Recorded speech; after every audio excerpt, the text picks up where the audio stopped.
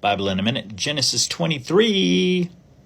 You might ask yourself, are any of these Bible in a Minute videos just going to be 1 minute? Well, this one might be, because this is there's not a lot going on in this chapter. It starts off with Sarah, Abraham's wife, dying at the age of 127. And that means that Isaac was 37 years old when his mom died. And Isaac is still unmarried. Abraham needs to bury his wife. And so he asks his neighbors who he's living among where he can buy a field and buy a cave and bury his wife.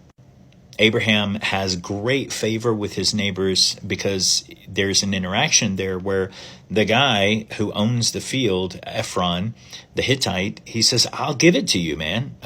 You're like a god among us. Like you're so highly favored. I'll just give you the field. Abraham insists, no, I will pay you full price for it. All right.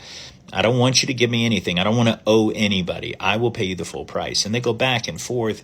And he's like, no, seriously, bury your wife. And he says, let me pay the price for it. And he says, look, all right, this is how much it is, but what is that between us? Abraham's like, say less, bro, pulls out a sack of money and pays him for the field. So Abraham buries Sarah in a place that he would later be buried, and his descendants, some of his descendants would later be buried as well. So it's a very considered sacred site in Israel.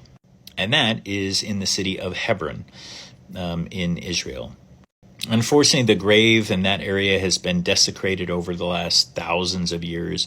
So it's highly unlikely that their remains are still there, but it is a protected area. So anyway, there you go, Genesis 23. Read it, see if anything stands out to you, comment below.